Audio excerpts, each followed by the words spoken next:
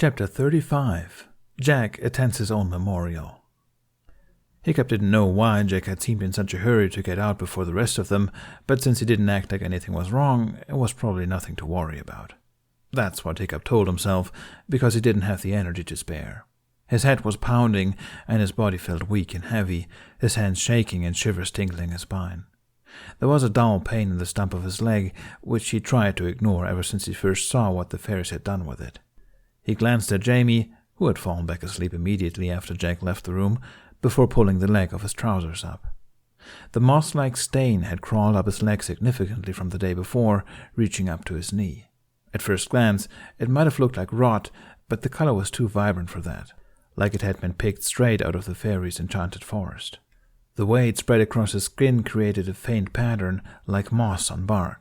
If he hadn't known better, he might have found it beautiful. He pressed a couple of quivering fingers to it, but didn't feel the pain he expected. It was no different from touching any other patch of skin. Turning his fingers over, he saw no traces of green either. It didn't rub off. The green spread slowly, just beneath his skin, like a bruise, like poison. Hiccup fastened the makeshift prosthetic to his leg and tried not thinking about it. Instead, he focused on the task of waking Jamie up, which proved to be a challenge. But after a couple of minutes of groaning and yawning, the three of them found themselves shambling down the stairs to the food hall below. Idun spotted them as they came to the base of the stairs. She waved them over, and Hiccup noted with a hint of suspicion that there was something a bit off about her smile. Knowing her, she'd probably cooked up some surprise for them. It was a good thing she didn't know the meat she'd gifted them had yet to be drunk. "You look just a tad better today," she informed them, meeting Hiccup and Jamie halfway at the side of the room. Toothless quickly gave up on winding in between the guests. Hiccup saw him pressing his huge frame through the front door to wait outside, some guests gawking at the sight. "I feel a tad better," Hiccup replied, trying to keep the wariness out of his voice. The corners of Idun's eyes crinkled when she smiled. "You must miss Berk," she said. Yeah, a bit. Did you see Jack come down?" "I didn't," Idun said and crossed her arms. "Don't suppose he's the type to run off and disappear, huh?" Hiccup frowned. "Why do you say that?" "I don't know. His track record doesn't look too good," said a voice that was so unexpected, Hiccup almost gave himself whiplash when he whirled around. He came face to face with Roughnut and Toughnut, the former the owner of the voice. What are you doing here?" he exclaimed. Jamie stood right between them, looking suddenly very awake, with a mixture of concern and annoyance on his face, probably due to the twins holding each of his arms like a prisoner. Hiccup raised his brows. "What are you doing? Let him go." "Not taking any chances," Toughnut announced, and ruffled Jamie's hair tauntingly. Jamie jerked his head away and sent him a glower. "Get off!" he snapped at him. Toughnut raised his brows, pulling his hand back. "This one's gotten feisty," he said, and turned back to Hiccup. "What do you take us for, idiots?" "Don't answer that. Hiccup, why don't you answer your question instead?" "Yeah," Roughnut said. "What are you doing here?" Hiccup tried making sense of this. He turned to Idun. "When did they get here?" "Coincidentally, just a few hours before you did," Idun said, her head tilting to the side with a confused expression. "They were looking for you. I thought you'd be happy to see them again." "Looking for—" Hiccup turned back to Jamie and the twins. "Looking for me?" "All of you," Roughnut corrected. "But mostly you, I guess. Depends on who you ask. Stoick might say just you, but that's not taking his bloodlust into account. The Overland boys have a huge storm coming." "What are you talking about?" Hiccup demanded, his raised voice attracting the attention of a few guests, some annoyed, some intrigued, possibly by the prospect of a fight. He gritted his teeth and took both twins by their free arms, thus dragging all three of them to the exit. When they were out of the house, he hissed again. "What are you talking about?" The twins shared a look that somehow seemed both confused and knowing. They turned back to Hiccup. "You really don't know what's going on, do you?" Toughnut asked, with infuriating smugness.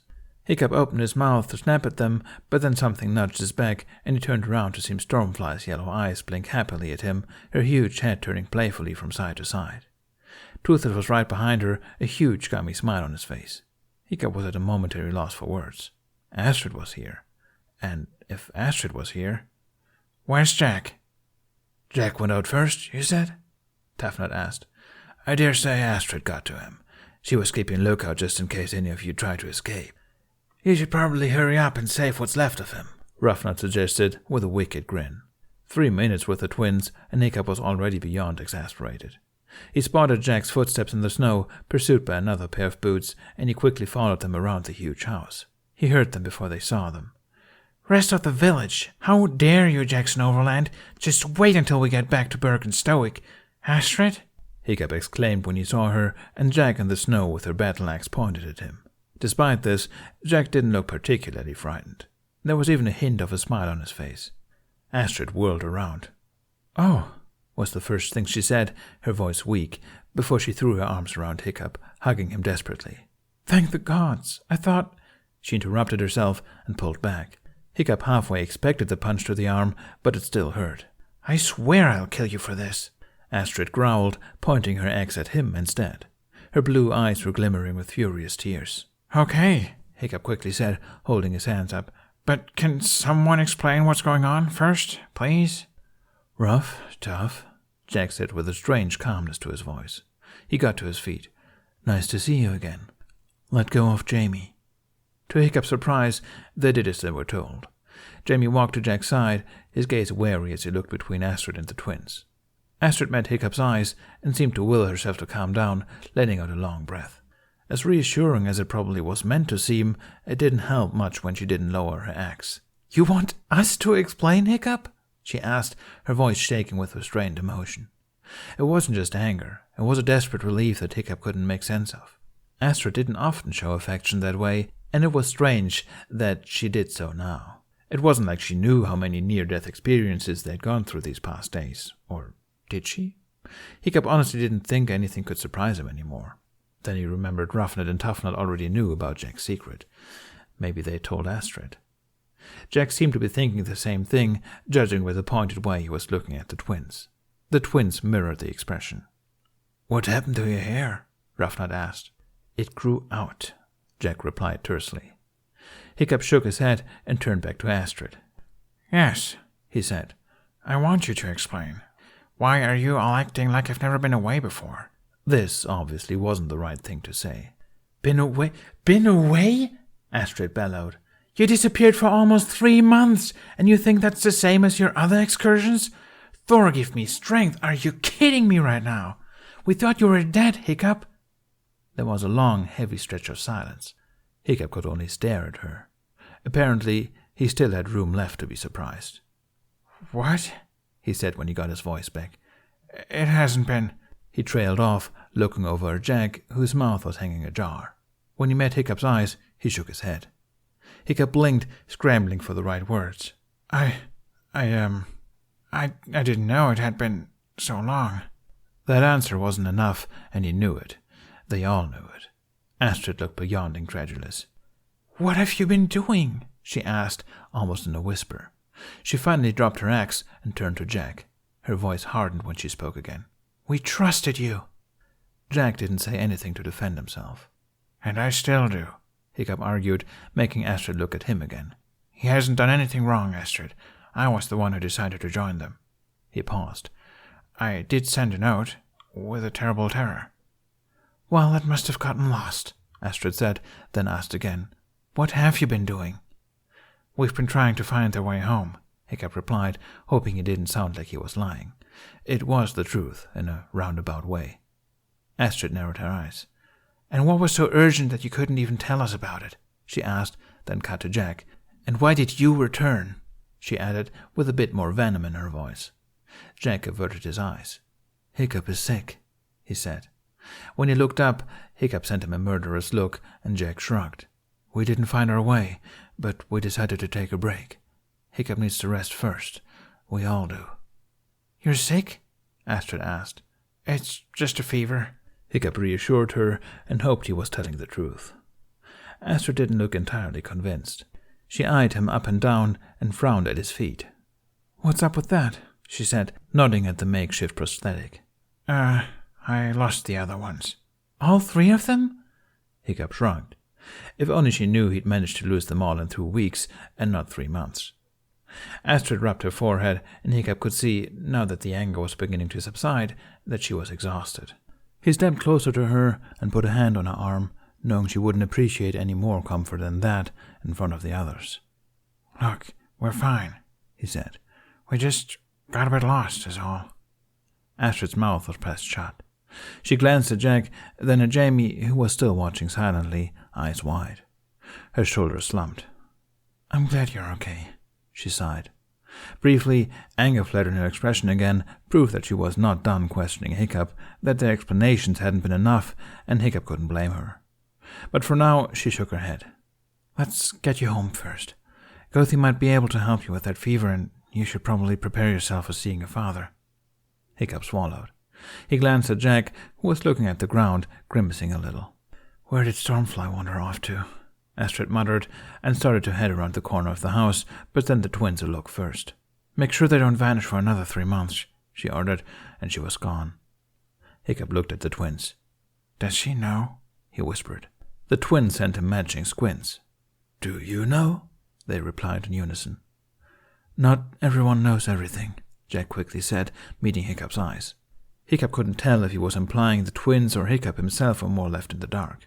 The fact that there was even an uncertainty irked him. Jack averted his gaze to the ground again. But we all know more than Astrid, if you two kept your promise. Roughnut and Toughnut smiled sleazily. Us Thorsons know how to keep a dirty secret and spin some lies, Toughnut said proudly. Astrid doesn't know a thing. Funny. Why doesn't that make me feel better? Hiccup muttered. It's not dirty, Jamie piped up defensively. The corners of Jack's mouth crooked upwards. Either way, we should keep it a secret for now, Hiccup sighed. If she ever finds out, I need to be a little less exhausted. Maybe Astrid was right, Jack said. About Gothi. She seemed to know something about martial arts already. Really? Gothi? Roughnut asked. I've seen her with a sword, Toughnut said. Doesn't surprise me. The flight back to Berk was a silent one in the beginning. Astrid flew close to the three of them, and Jamie could see her sending Jack scrutinizing looks every now and then, as if she was attempting to read his mind. Meanwhile, the twins were flying behind them, and whenever Jamie turned around, he saw Barf and Belch lean their heads close so that Roughnut and Toughnut could communicate in conspiratorial whispers. Jamie supposed he should be worried about that, but all he could worry about was the news they had just received. News he desperately wished was only a cruel joke, but which he knew wasn't. Somehow, they had been gone for nearly 3 months, which meant that all of a sudden Jamie had been missing from home for a lot longer than he'd thought. It had already been bad enough before, but now, thinking about his mom and Sophie and all of his friends, would they have given up by now? How long until they stopped looking? How long until they gave up hope? His mom probably thought he was dead. Jamie? It was Hiccup. His voice was gentle, and his hand was on Jamie's shoulder. Jamie swallowed heavily, blinking back the tears. He replied, afraid his voice would give out. Hiccup sighed behind him and squeezed his shoulder. It's okay, he said. We still have time. It wasn't exactly what Jamie had been thinking about, but he bit his lip and turned his head around. Hiccup tried for a smile, but he was obviously shaken by all of this as well. Jack was looking down at the ocean, a deep, almost angry frown on his face. How long? Jamie asked, trying to think of anything else but his mom. Udru said we have time, Jack replied, shaking his head helplessly. Not how long exactly, just time. Something tells me they knew about this and took it into account. It must have something to do with the fairies. Jamie closed his eyes. He wondered if it would have made a difference had he not held them back on the fairies' island. But if Alva and her people are under the fairies' magic, and we were only there for a few days, what does that say about them? How long have they actually been there? Hiccup visibly shuddered. I don't think it's just her island, Jack said in a low voice. Hiccup, you said you could feel the fairies' magic all the way from George's tunnels. And then, remember what the Changeling told Babytooth? She recognized Babytooth's aura because Babytooth is a fairy as well. The only reason we even found that island was because the Changeling followed a magic trail. Also, he faltered, glancing at Hiccup and Jamie like he was nervous. I didn't want to say, just in case I was wrong and it didn't mean anything. It was dark and, well... Hiccup raised his brows. Your stuttering just makes you seem more suspicious, you know, he told him. Jack's shoulders sank in defeat. I think we flew past it. The island we explored for so long, except it was much, much smaller. Like, the island was bewitched to eventually lead us to the tunnels, to the fairies. Hiccup let out a long sigh. I saw it too, he admitted quietly. But it just didn't make sense, what I saw, so I told myself it was just a coincidence. Don't you think it could just be a coincidence? He sounded very hopeful, if not just desperate. I saw a glimpse of George's Hall, Jack said regretfully. Sorry. Jamie shook his head. But that means, how far does their power reach? He asked. Do you think there are other islands under their spell as well? How can they be that strong? Uther said they were one of the most powerful beings in the magical world, Jack muttered. Hiccup's expression darkened. It's not right, he said. Alva, we have to help them somehow. Jack looked up at him. Jamie couldn't decipher the expression that passed over his face before it was gone, replaced with forlorn contemplation. I'm sure there's a way, he said. The mermaid said one of the most powerful, not the most powerful. Are you suggesting looking for an even more powerful being? Hiccup asked doubtfully. Jack stared pointedly ahead. The circles under his eyes seemed to darken. I'm not sure what I am suggesting, he mumbled. They didn't stop at the resting area this time, which Jamie thought they all could agree they were grateful for. It would have been impossible to avoid questions if they were all crammed together in that tiny lean-to. And while he didn't actually think Astrid would murder them in their sleep, her glower certainly did its best at convincing him otherwise. It had long turned to night by the time Berk came into view. Despite the anxiety he felt, Jamie was still glad to see it again. It made him realize just how much he'd grown to love that tiny, gritty island. Berk looked different in the winter. Though the snow covering the island made it look less colorful, it didn't look uninviting. Or maybe that was just because Jamie felt so familiar with it already. Berk in winter promised feasts in the great hall, huddling together by the hearth, snowball fights in the village, sled rides down the abundance of hills, ice skating. Well, maybe not ice skating, but still. And if the mermaids were telling the truth, they could finally enjoy winter the way they were supposed to. I think, Hiccup started, sounding a little bit breathless. Jamie turned around, seeing him watch Berk with a bewildered face. I think it's almost snoggle talk. Snoggle talk? Jamie repeated. It's like Christmas, Jack said with a fond smile. Then he frowned. I think. There was also something about eggs. It sounded about in line with all the other weird things Berk was infamous for. They landed by the forge, and Jamie hesitated before dismounting Toothless, feeling a little safer on his back. Jack jumped off first, followed by Hiccup, who stumbled so badly when he landed that Jack had to catch him. Astrid saw it, and her pinched expression softened in concern. Whatever she'd been planning on saying to them, she seemed to change her mind. We can talk more about this tomorrow, she said, walking up to Hiccup without looking at either Jack or Jamie. Just get some rest and go to Gothi first thing in the morning. And please, don't ever disappear like that again. Her hands twitched like she wanted to hug him again, but then her gaze cut to the side, remembering the other's presence. She pressed her mouth shut and walked off to her own hut, Stormfly in tow. Hiccup looked after her for a moment, puffing up his cheeks before letting out the air in a long sigh. He turned to Jack. She'll be wanting answers, you know that, he said. I know, Jack said, his expression unreadable.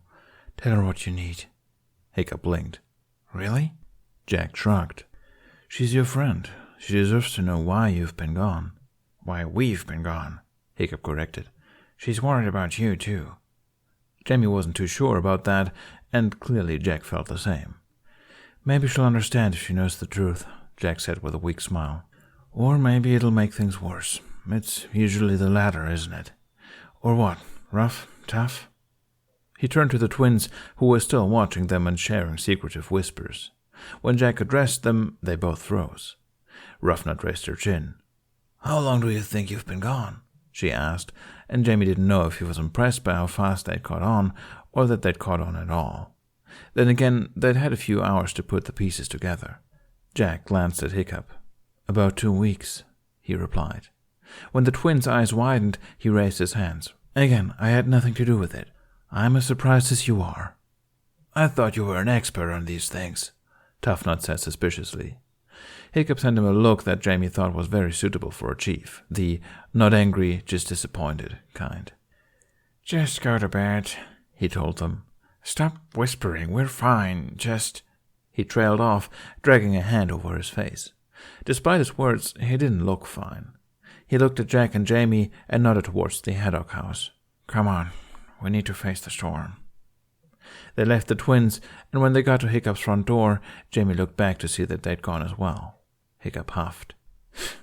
"They really do act strange around you, Jack," he said. "I thought you were exaggerating." Jack tried for a smile. "They think I have powers," he said. "Even though I've tried to tell them none of us do.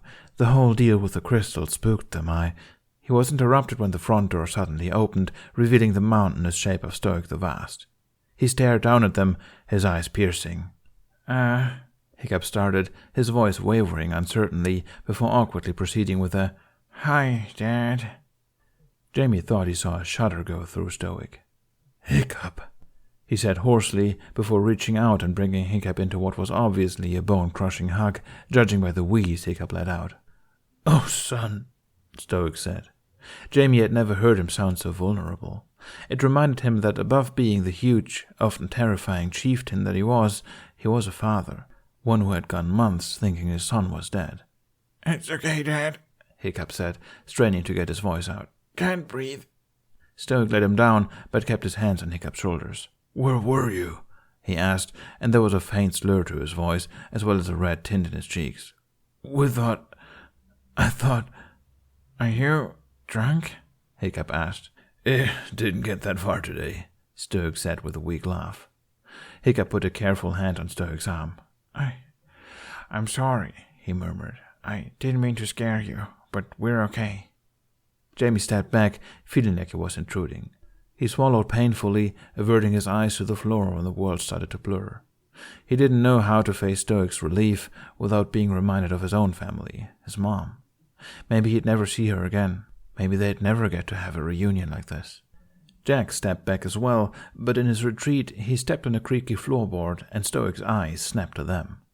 Jamie found himself holding his breath. Stoick let his arms fall and rose to his full height, his gaze boring down on them like the flashes of a looming thunderstorm. Okay, Dad," Hiccup said, attempting to step into Stoick's path as he made for Jack and Jamie, but Stoick just shouldered past him. "It's not their fault." Toothless began to make a warning growl, stepping forward, but whatever he thought Stoick was going to do, he was wrong. Stoick just stopped in front of Jack and put a heavy hand on his shoulder. He didn't say anything. Jamie didn't know if it was because he didn't have anything to say, or if he simply couldn't find his voice, but he nodded at Jack as if to say that they were all right. Then he looked at Jamie, and his face softened. He kneeled. "Seems like you've been on quite an adventure, lad?" he said, in an uncharacteristically gentle tone. Jamie's throat was too tight for him to speak, so he could only nod. Stoick smiled, but there was sadness to it. "You can tell me about it," he said, "tomorrow. But we're all tired. Let's get some rest first." He rose and walked back into the house, past a relieved Hiccup. Jamie quickly wiped the tears that had escaped off his cheeks and was grateful that Jack pretended not to see. Despite going to bed late, they got up early the next morning to see Gothi. Jack struggled keeping his eyes open. He'd stayed awake, unable to fall asleep before Hiccup finished talking quietly with Stoick downstairs. He hadn't been able to hear what they were saying, but he hadn't really been paying attention either. Jamie had been inconsolable for the first few hours after returning to the haddock house, and though Jack could only get a few words out of him through the quiet sobs wrecking his body, he didn't need Jamie to tell him why he was upset. All Jack could do was murmur reassurances to him, rocking him gently until he drifted off to sleep. "It doesn't hurt," Hiccup murmured to Gothi. He'd rolled up his trouser leg, and Jack had to fight to keep his expression under control. The green had spread, now over Hiccup's knee. He almost wanted to berate Hiccup for not telling him, but it wasn't like Jack could do anything about it anyway. Gothi let her staff fall from where she had been pressing it against the moss-like pattern. Her face was pinched, like she was deep in thought. She looked up at Hiccup and raised her brows. Hiccup said hesitantly. "We got attacked by a swarm of some kind of bugs." Gothi didn't look impressed. She turned to Jack instead and gestured exasperatedly at Hiccup's leg. "Fairies," Jack replied, earning surprised looks from both Hiccup and Jamie. He shrugged. "I told you, she already knows." Gothi looked surprised as well. She looked back at the moss pattern, and Jack felt nausea well up in his chest. He could already tell she was going to deliver the same news as the mermaids had. Fairies don't just harm, they kill. A certain steeliness settled across Gothi's face, and she got to her feet before bonking Jack on the head with her staff. "Ow! Why?" Jack hissed. Gothi ignored him. She walked over to her table and started scribbling something down on a piece of paper. When she turned around, she held it up. She'd written down some sort of runes, except they weren't runes, and they seemed familiar. Jamie's eyes narrowed before they widened. "The symbols! They were etched into some of the stones on the fairies' island," he said. I remember I thought they looked familiar even then, but—" And then Jack remembered, and his nausea got worse. "The hollow tree," he whispered. Gothi nodded sagely, then pointedly threw the piece of paper into the fire. "Okay," Hiccup said slowly. "So is anyone going to explain?" Jack buried his face in his hands, but nodded. "Yeah," he murmured through his fingers. He took a few seconds, trying to steady his breath, but the room seemed to spin. Udru's voice echoed in his thoughts. "You brought him into this world." He shook his head, trying to will the voice away. "Jack," Hiccup said. "Just give me a moment, and I'll explain," Jack said, looking up briefly to flash a smile he knew was unconvincing. He staggered through the door and shut it. The sun had yet to rise. Far below the balcony, Jack could hear the bustling from the village. It was the only proof that the day had already begun, despite the stars overhead. He wondered what Berk was like in the summer, with the sun in the sky all night long. Berk in the summer. It was a nice thought. He tried focusing on that instead, as he hugged himself, taking a deep, shuddery breath. "Each time," he thought, "I think I'm at the bottom of the ravine." The door opened and closed behind him. Jack stood completely still, trying to hear who it was without turning around.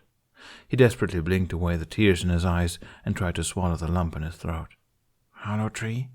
It was Hiccup. Jack exhaled, closing his eyes. He nodded. "The first trace we found," he said. "That you found. Babytooth followed you there. The little island with the hollow tree." Hiccup came to stand beside him, and Jack looked at him to see a thoughtful wrinkle between his eyebrows. "Inside the tree," Jack continued, "we found some symbols. When we placed the crystal on them, it energized it. I asked Gothi later if she knew what those symbols were, and she told me they were evil." Hiccup nodded slowly. "So what you're thinking is that if you'd recognized those symbols in the Fairies' Valley, we could have avoided that whole thing, and you feel guilty?" He sent Jack a look, raising his brows. "Jack, may I remind you, you barely know how to read. How would you be able to recognize the symbols after just seeing them once?" Jack laughed unhappily. "It's not just that," he said, and in the moment he raised his voice, it began to waver. He cursed, closing his eyes again. "It means that we had possibly already used fairy magic on the crystal, which means that even if we'd gotten magic from them, it wouldn't have worked. It's all—" His voice broke, and he bowed his head. "It's all so cruel." Hiccup was quiet for a few seconds. "Jack," he said, voice tentative. "Is there something you're not telling me?" Jack's breath got stuck in his throat. He pressed his lips together and then, almost unwillingly, he nodded. He opened his mouth to speak, but instead of words, all that came out was a shaky breath. Hiccup's hand was on his shoulder, and Jack quickly covered it with his own, digging his fingers into Hiccup's skin. He tried again. It's your leg, Hiccup," he said. "The mermaids, they told me—" "It's lethal," Hiccup finished for him. There was a hollowness in his voice. Jack looked up at him. Hiccup's gaze was focused on the horizon. "Yes," Jack said. Hiccup nodded. "I sort of figured," he said. He squeezed Jack's shoulder and was silent for a few long seconds. "I mean, obviously you're upset because of Babytooth. I'm upset too, by the way, I feel like I should say." He gave a weak laugh. "After meeting those other fairies, I realized the stories I've heard apply to them, not her. But I guess there was just something about the way you looked at me at the pier, like you were saying goodbye." Jack felt his breath leave him again. "No," he said, turning to face him properly. "No, that wasn't it. It's not because of that." Hiccup met his eyes. They looked impossibly green, even in the darkness. The fear in them almost made them seem luminescent. "Then what was it?" he asked. A part of Jack wanted to explain, Explain how he would inevitably have to become Jack Frost again, and soon too, but this was far from the right time. Udra said something else too, Jack said. I didn't think about it at the time, but she talked about the gods, or a god. The goddess Gothi. If the magical creatures believe in the gods... Hiccup raised his brows. Well, I mean... Jack shrugged helplessly. I don't know. I just haven't met any gods before. It hadn't crossed my mind that those stories might be real. Isn't that what you've been advocating for this entire time? Hiccup argued. Stories being true? Jack didn't have anything to say to that. Anyway, it just reminded me of something else, he said. When I injured my wrist, it healed fairly quickly, and Astrid said Ire must be looking out for me. The goddess of healing, Hiccup said and nodded. That's what you meant when you implied we were looking for something more powerful than the fairies. It wasn't. Jack had implied he would become Jack Frost and chase the fairies away himself, but he nodded. I guess that's a plan, Hiccup said doubtfully.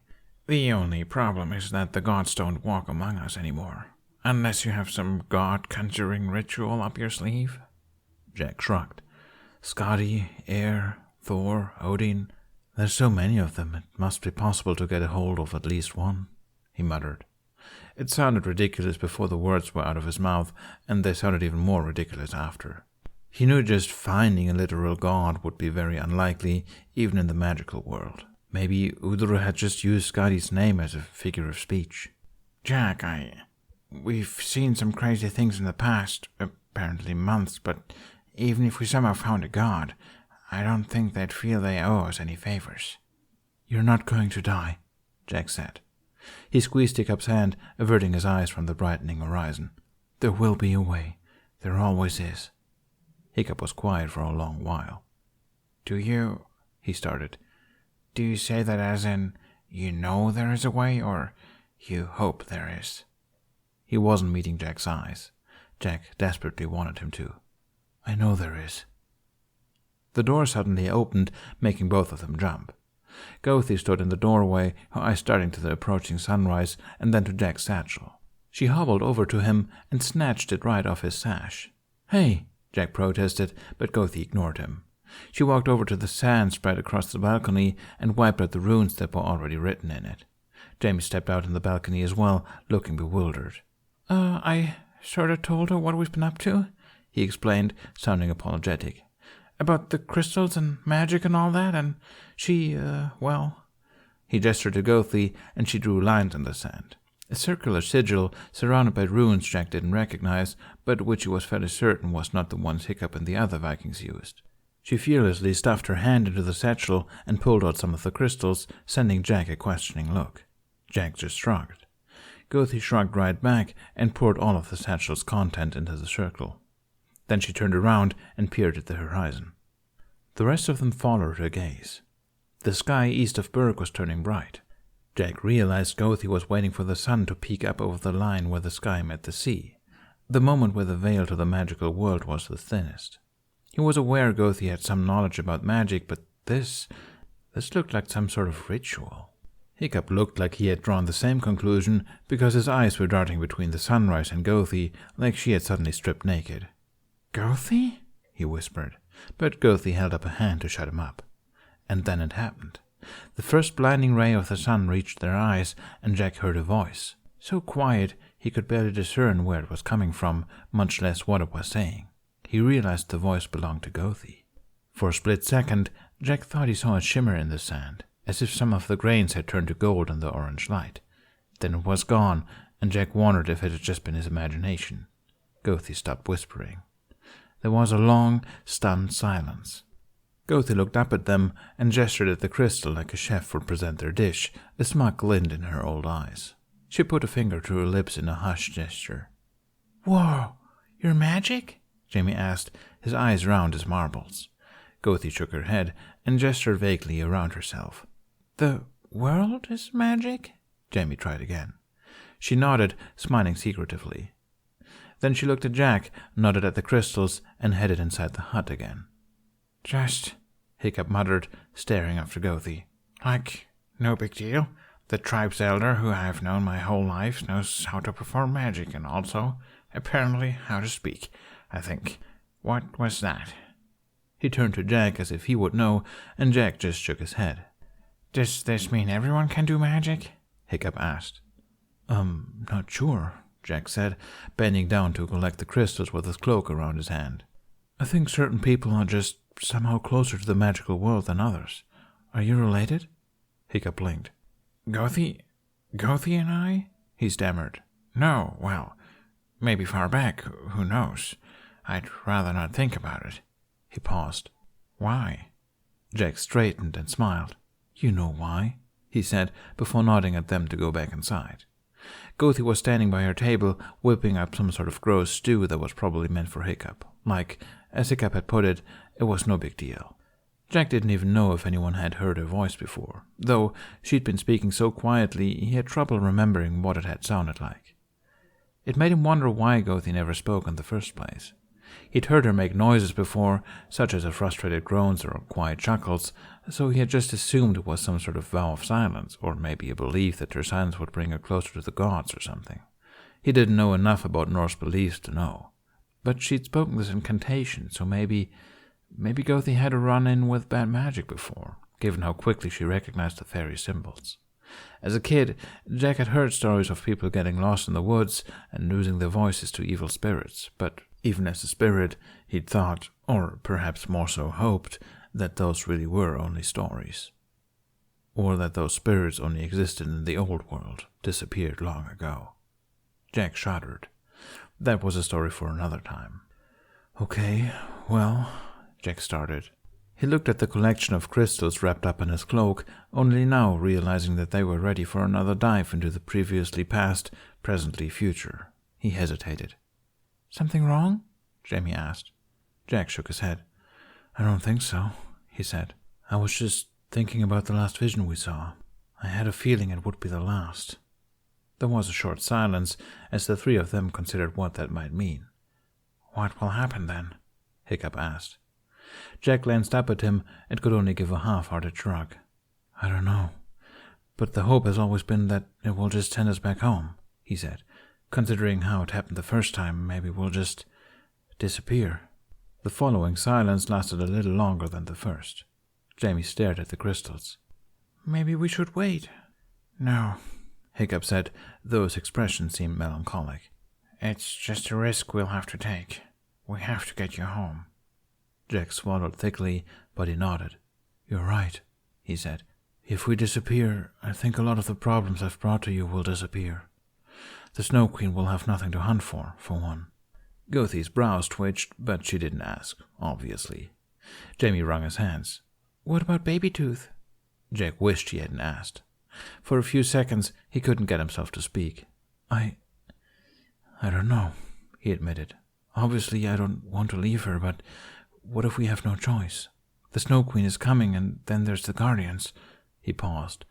Maybe, since it transported all of us at the same time, it will take all of us with it, even if only one of us touches the crystal, like in the visions. Maybe, Jamie said, but he looked as convinced as Jack felt. Hiccup was looking down at his leg, worrying his lip. Nobody said anything about that particular problem. There was no obvious answer to how Hiccup would be cured if they disappeared. He'd be on his own. Jack clenched his fists, willing himself to be quiet. Jamie, how do you feel? He asked instead.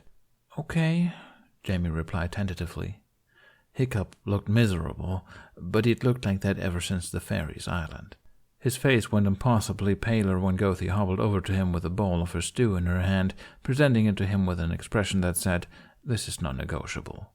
Hiccup sighed. You guys go ahead and do your thing, he said, and sat down with the bowl. And I'll brave this thing. He paused, then added hopefully, See you on the other side. Jack resisted the urge to scoot over to Hiccup, hug him, and tell him everything would be all right. They knew they had no guarantee, and doing so would just seem patronizing at this point. Instead, he sent him a struggling smile. See you on the other side, Hiccup, he replied. He let the crystals roll onto the floor. He leaned up against the wall and let his hand hover over the pile. He met Hiccup's eyes. Hiccup's lips were slightly parted, the fire from the hearth lighting up his eyes in a way that made them seem almost tearful. But then he set his jaw resolutely and nodded once. Jack let his hand drop, and the image of Hiccup dissolved. When Jack opened his eyes, he found himself curled up against a tree trunk. He sat up, looking around to see he was sitting in a forest. There wasn't anything special about it, but he still immediately recognized it. He'd spent many, many hours playing in it and exploring it as a child. In 300 years, he knew most of the forest would be gone, and in its place, neighborhoods would stretch out. But this particular patch of forest would still be standing. "Where are we?" said Jamie, and Jack turned to see that he had appeared behind him. "Burgess," Jack said, "again, or probably Hawthorne at this point in time." Jamie looked around, recognition dawning on his face. He frowned. "We've definitely agreed these visions aren't coincidental now, right?" Jack was about to voice his agreement, but right then he heard a rustling somewhere to his right. Jamie heard it too, both their heads snapping towards the noise. Jack took a step closer to Jamie, putting a hand on his shoulder. "You know nothing can hurt us in here, right?" Jamie whispered, evidently forgetting as he said it that nobody would be able to hear him in the same way nobody would be able to hurt him. Jack resisted the urge to reply, physically at least, and just watched ahead for a moment. There was the sound of a twig snapping. Suddenly, a small shape rushed from one tree to another, too fast to see who it was. But Jack was fairly certain it was a who and not a what. Then there was another voice, a female one, coming from a distance away. "Jack, where have you gone off to now?" Jack blinked, trying to remember. Hawthorne, a summer's day. It wasn't much to go on. He'd had many of those. A giggle came from the trees, and then the figure ran out from his hiding place, darting towards the woman's voice. Jack only saw a head of brown hair and sand-colored, worn-out clothes. "It's you," Jamie said with a delighted smile. He grabbed Jack's arm. "Come on."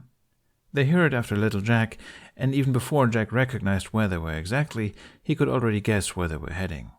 The trees got sparser until they found themselves in a clearing in which a pond glimmered in the brilliant summer glow. Little Jack, looking to be around 4 years old, ran up to a woman who was standing with her back to them, wearing a modest, pale blue dress, her brown hair draped over her shoulders in straight locks. Little Jack tried sneaking up on her, but when he was only inches away from her, she suddenly whirled around with a joyful "Boo!" Jack found himself rooted in place. The lady reached for little Jack, who squealed and ran out of reach towards the pond. The lady smiled fondly after him and followed. She was carrying a woven basket filled with wildflowers. "Is something wrong?" Jamie asked, bringing Jack out of his daze. Jack wasn't sure, but he shook his head. That's not my mother," he said. He tentatively followed the lady as she passed them, peering at her face, and then at the little boy who shared his name. "And I don't think that's me." The boy, and who Jack assumed was the boy's mother, sat down by the edge of the pond. The lady put the basket in front of her and held up a yellow flower to her son. Jack kneeled on the boy's other side, peering at the lady's face. She looked almost exactly like Jack's mother, but not entirely. She was also a few years younger than Jack's mother had been the last time he'd been with her. It was only when little Jack accepted the flower and the lady smiled that Jack realized who it was he was looking at. "Jack?" Jamie said, looking down at the mother and son with a worried frown. Jack just smiled at him. He had no reason to be concerned. "It's my sister," he explained. "And—" The boy Jack put the flower in the water so that the petals rested on the surface. It floated serenely towards the center of the pond. "Do you remember what I told you the last time we were here?" Emily asked, putting her own flower into the water surface.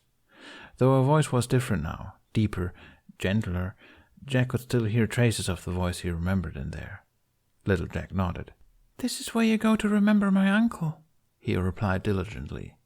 He smiled up at Emily. "Uncle Jack." A laugh escaped Jack at that. Uncle Jack. It sounded ridiculous to his ears, and at the same time it saddened him that it did. If things had been different, he would have been used to it.